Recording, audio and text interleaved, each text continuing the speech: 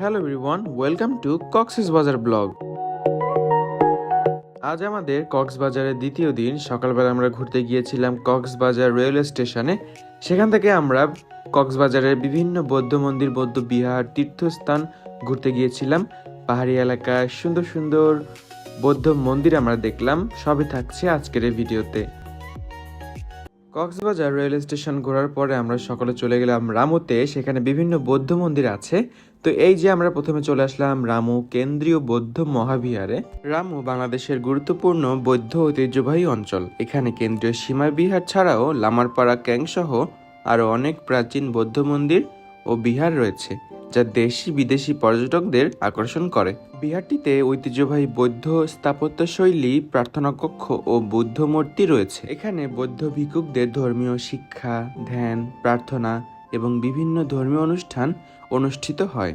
বৌদ্ধ সম্প্রদায়ের কাছে এটি অত্যন্ত সম্মানিত একটি স্থান। আমার কাছে মনে হচ্ছে থাইল্যান্ড, নেপাল বা এরকম কোনো একটা জায়গা আছে যেখানে বৌদ্ধ সম্প্রদায়ের অনেক মানুষ আছে। চারপাশের এলাকাটাও দেখো কত সুন্দর, নিরিবিলি এবং পরিষ্কার পরিচ্ছন্ন একটি জায়গা। সুন্দর পরিবেশ। কক্সবাজারের রামু মৈত্রী বিহার। এখান থেকে ঘোরার পরে আমরা রাংকুট বৌদ্ধ মহাবিহারে যাব। সেখানে অনেক সুন্দর সুন্দর জায়গা রয়েছে ঘোরার। এই যে আমরা চলে এসেছি রাংকুট বৌদ্ধ মহাবিহারে। এই বৌদ্ধ মহাবিহার প্রায় 2000 বছর পুরাতন। খ্রিস্টপূর্ব প্রায় 267 খ্রিস্টাব্দে এই বৌদ্ধ তীর্থস্থান তৈরি। বৌদ্ধ ভিক্ষুকদের জন্য এখানকার জায়গা একদম ফ্রি, কিন্তু আমরা যারা পর্যটক আছি আমাদের জন্য জন প্রতি প্রবেশ মূল্য 20 টাকা করে।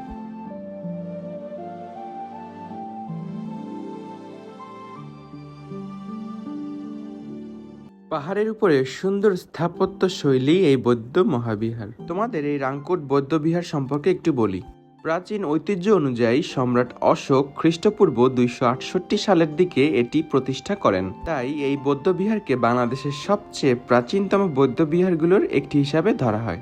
বিশাল বুদ্ধ মূর্তি, ড্রাগন সজ্জিত প্রবেশদ্বার, প্রাচীন নিদর্শন, জাদুঘর এবং সবুজ পাহাড়ি পরিবেশ দর্শনার্থীদের আকর্ষণ করে। সিঁড়ি বেয়ে প্রায় অনেক দূর এগোলেই বৌদ্ধ মন্দিরটা রয়েছে। এই যে আমরা সবাই উঠছি সিঁড়ি দিয়ে।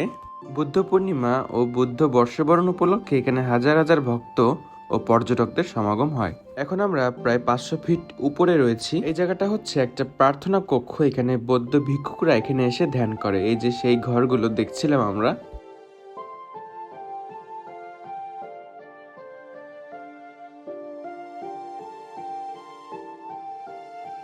এটা হচ্ছে একটা কাঠের ঝুলন্ত ব্রিজ। আমরা এপার থেকে ওপারে গেলাম। সমতল থেকে হাঁটতে হাঁটতে আমরা পাহাড়ের প্রায় 500 ফিট উপরে আছি। এটা হচ্ছে সেই ঝুলন্ত ব্রিজ। ঝুলন্ত ব্রিজ দিয়ে হাঁটছি। কক্সবাজার এরকম আরো অনেক বৌদ্ধ মহাবিহার রয়েছে, আমরা সেখানেও যাব।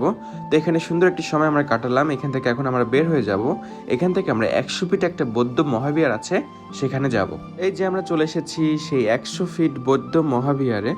এখানে প্রায় 100 ফুট উচ্চতার একটি দৃষ্টিনন্দন বৌদ্ধ মূর্তি রয়েছে, যা দূর থেকেই চোখে পড়ে এবং দর্শনার্থীদের প্রধান আকর্ষণ। বৌদ্ধ ধর্মের যারা অনুসারী তাদের জন্য একটি গুরুত্বপূর্ণ একটি উপাসনালয় এটি। সারা বছর দেশ বিদেশ থেকে ভক্তরা প্রার্থনা ও ধ্যানের জন্য এখানে আসেন। আজকের দিনটা আমাদের অনেক সুন্দর কাটলো। আমরা অনেক বৌদ্ধ মন্দির পরিদর্শন করেছি এবং অনেক জায়গায় ঘুরেছি। তো আজকের এই ভিডিওটি তোমাদের কেমন লাগলো সেটা অবশ্যই কমেন্টে জানিও।